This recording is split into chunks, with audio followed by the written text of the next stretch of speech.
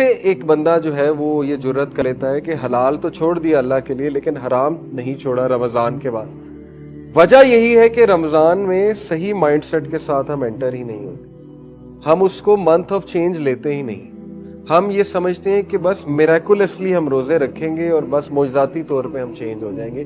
ایسا نہیں ہوتا الا یہ کہ اللہ کی طرف سے کوئی بہت خاص رحمت ہو. بہت سے لوگ ظاہر ہے وہ ایک بات سے بھی چینج ہو جاتے ہیں، لیکن چینج ہونے کے لیے پریکٹس چاہیے، چینج ہونے کے لیے رائٹ مائنڈ سیٹ چاہیے. وہی بات ہے انما الاعمال بالنیات. جب ایک بندہ ایک خاص نیت اور مائنڈ سیٹ کے ساتھ ایک جگہ انٹر ہو رہا ہے پھر ہی وہ چیز اسے فائدہ دے گی. ایک حدیث میں آتا ہے کہ سبحان اللہ، الحمدللہ اور لا الہ الا اللہ یہ اللہ کے عرش کے گرد چکر لگاتے ہیں، یہ جو ورد ہے. اور جب آپ یہ ورد کرتے ہیں، کانٹیکسٹ بتا رہا ہوں حدیث کا، تو ظاہر ہے کہ یہ آپ کا ورد بھی اوپر جاتا ہے اور وہ بھی اللہ کے ارد گرد عرش کے ارد گرد چکر لگاتا ہے. تو یہ اتنا پاورفل ورد ہے اور کچھ بھی نہیں ہے. اس سے نہ آپ کی کوئی میٹنگ رکی، نہ ڈرائیونگ رکی، کچھ بھی نہیں رکا. ڈرائیونگ کرتے کرتے سبحان اللہ، الحمدللہ، لا الہ الا اللہ حدیث کے مطابق. پھر درود ابراہیمی کی کتنی زیادہ فضیلت ہے. پھر ظاہر ہے استغفر اللہ توبو الیہ کی کتنی فضیلت ہے. جو کوئی اللہ کا استغفار کرتا ہے اللہ اسے ہر مشکل سے نکال لیتا ہے، اللہ اس کا رزق بڑھاتا ہے. استغفار کے کتنے فائدے ہیں. تو ابھی سے اپنے دل کو، اپنی زبان کو ابھی سے آپ کو ترک کرنا پڑے گا اپنے ذکر کے ساتھ، تاکہ آپ کی پریکٹس ہے اور وہ ذکر جو ہے وہ جاری ہو جائے آپ کی زبان. ادروائز مشکل ہوتا ہے پریکٹس اس کی. ہم نہیں چاہتے کہ رمضان میں وہ پریکٹس کریں. یہ مسٹیک ہے.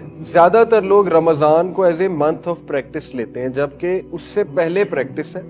اس منتھ میں اصل میں عمل ہے اور وہ عمل آپ کو نیکسٹ 11 منتھس میں بہت زیادہ فائدہ دے گا. بہت سے لوگ اس چیز کا ویٹ کر رہے ہوتے ہیں کہ یار نماز میں ابھی نہیں شروع کروں گا، رمضان آنے دو، رمضان میں 5 وقت شروع کر دوں گا، سنتیں بھی ادا کرنا شروع کر دوں گا.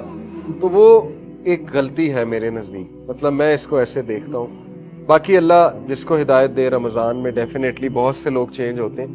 میں یہ سمجھتا ہوں کہ آپ ابھی سے شروع کریں اور اس منتھ میں بڑھائیں، مزید بڑھائیں ان چیزوں کو. اسی طرح کسی کو لگتا ہے کہ اسے کسی خاص دعا کی یاد کرنے کی ضرورت ہے رزق بڑھانے کی، تو وہ رزق کی دعائیں نکالے، یاد کرنا شروع کر دے. برکت کی دعائیں نکالے، یاد کرنا شروع کر دے. بہت سی دعائیں، حصن المسلم ایک دعا کی کتاب ہے، تو یہ ابھی سے یاد کریں اور مخصوص دعاؤں کا ایک پیکج بنائیں، پورا پریپیئر کریں کہ جی یہ افطاری سے پہلے میں یہ دعائیں کروں. کیونکہ افطار سے پہلے رسول اللہ صلی اللہ علیہ وسلم نے فرمایا کہ روزے دار کی دعا قبول ہو. پکی بات. اللہ تعالیٰ کیونکہ راضی ہوتے ہیں اس سے، تو ڈیفینیٹلی ایسا بندہ دعا کرے گا تو اللہ کے ہاں اس دعا کی بڑی قدر ہے. لیکن وہ کیا دعائیں ہوں گی یہ آپ کو ابھی سے سوچنا چاہیے. اسپیسیفک، جتنی دعا اسپیسیفک ہے اتنا اللہ کو پسند ہے. آپ موسیٰ علیہ السلام کی دعا دیکھیں، ربی اشرح لی صدری ویسر لی امری واحلل عقدۃ من لسانی یفقہوا قولی واجعل لی وزیرا من اہلی ہارون اخی. اتنا اسپیسیفک کہ نام تک پتا ہے مجھے کون بندہ چاہیے وزیر، ہارون. ہماری دعائیں اسپیسیفک تو نہیں ہوتی، جنرل ہوتی ہیں. اللہ نیک بنا دے، نیک بنا دے، یہ دعا ہوتی. ٹھیک ہے، اچھی دعا ہے، لیکن بھی اسپیسیفائی کس قسم کا نیک بنا دے، کتنا نیک بنا دے، کس لیول کا نیک بنا دے. جتنا اللہ سے اسپیسیفک ہوں گے اتنا آپ کی سیریسنس شو ہو رہی ہے. ٹھیک ہے نا. حضرت موسیٰ کو پتا تھا کہ مجھے کیا چاہیے، میرا سینہ کھول دے، مشن کے لیے یہ چیز چاہیے انہیں. پھر میری زبان جو ہے اس میں روانگی پیدا کر دے، اس میں لکنت ہے، اس میں روانگی پیدا کر دے، اور میرے لیے آسانی پیدا کر دے جو ٹاسک میں کرنے چاہ رہا ہوں. اور میرا ایک وزیر مقرر کر دے، اور وہ وزیر ہو کون؟ وہ ہارون ہو. کون؟ میرا بھائی ہو. تو یہ دعا کا فلسفہ ہے. ٹھیک ہے، یہ فلسفے کو ذہن میں رکھتے ہوئے دعائیں جو ہیں وہ تشکیل دیں، ان کی لسٹ بنائیں اور وہ دعاز آپ افطاری پہ کریں، ایک پلان کے ساتھ کریں. رمضان میں بے شک دعائیں قبول ہوتی ہیں، روزے دار کی دعائیں جو ہیں وہ قبول. تو Ramzan is a month of joy, happiness, joy. اس میں خوش ہی رہنا چاہیے اور خوش رہنے کی پریکٹس ہی کرنی چاہیے. اور یہ یاد رکھیں کہ ایک خوشی کا ذریعہ ہے روزہ کھولنا، دوسرا خوشی کا ذریعہ یہ سوچنا ہے کہ اللہ سبحانہ وتعالی قیامت والے دن جب مجھ سے ملیں گے تو اس کی خوشی مومن کو ابھی سے فیل کرنی چاہیے.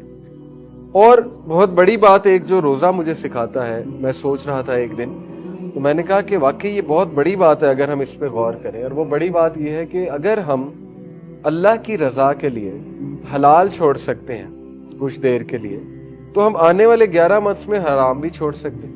کیونکہ دیکھیں نا، یہ چیزیں حلال ہیں، کھانا پینا، بیوی کے ساتھ تعلق، یہ سارے معاملات حلال ہیں، لیکن جسٹ ٹو پلیز اللہ ہم ان کو بین کر لیتے ہیں اپنے لیے کچھ دیر کے لیے، صبح سے شام کے لیے، اور وہ اللہ ہمارے لیے آسانی پیدا کرتا ہے اور ہم کر سکتے ہیں. روزہ ہمیں ایک کانفیڈنس دے رہا ہے کہ تم کر سکتے ہو کیونکہ تم نے کیا رمضان میں، تو آگے جا کر کرنے میں کیا مسئلہ ہے. دیکھیں حرام پہ تو اتنا اللہ تعالیٰ ایسی حدیث موجود ہے کہ اللہ کا غضب آتا ہے، اللہ کی ناراضگی مول لینے والے اعمال ان کی پوری لسٹ بیان ہے. تو کیسے مول لینے والے اعمال ان کی پوری لسٹ بیان ہے، تو کیسے ایک بندہ جو ہے وہ یہ جرت کر لیتا ہے کہ حلال تو چھوڑ دیا اللہ کے لیے لیکن حرام نہیں چھوڑا رمضان کے بعد. وجہ یہی ہے کہ رمضان میں صحیح مائنڈ سیٹ کے ساتھ ہم انٹر ہی نہیں ہوتے. ہم اس کو منتھ آف چینج لیتے ہی نہیں. ہم یہ سمجھتے ہیں کہ بس میریکولسلی ہم روزے رکھیں گے اور بس معجزاتی طور پہ ہم چینج ہو جائیں گے.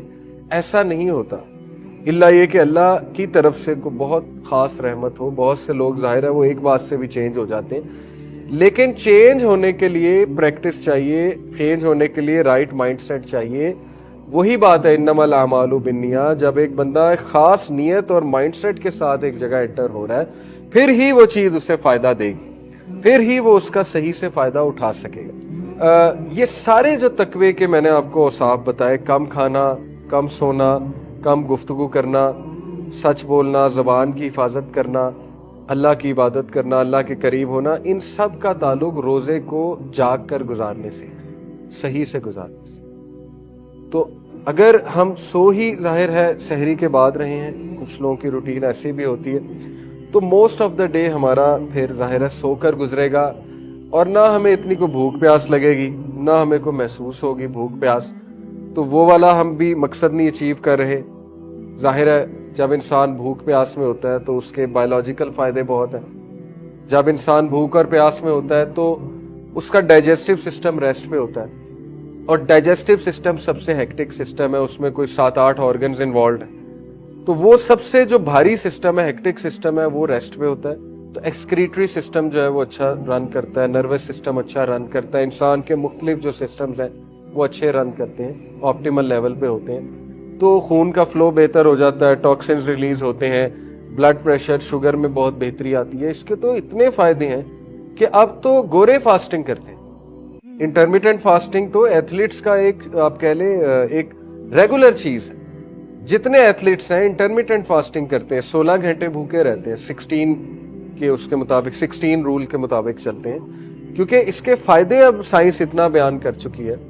اور ایک بک ہے دا فاسٹ ڈائٹ، اس کا کرکس ہی ہے دا فاسٹ ڈائٹ کا کہ آپ صرف 2 دن روزے رکھو، فاسٹنگ کرو ایک ویک میں، باقی آپ نارمل کھاؤ.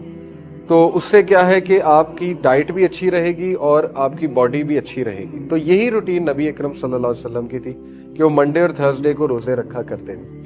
تو ہمیں اس لیے بھی زیادہ خوش ہونا چاہیے کہ رمضان ایک ایسی ایکٹیویٹی ہے جس میں بہت سے دنیاوی فائدے بھی ہیں اور بہت سی قلبی بیماریوں کا بھی علاج ہے روزہ.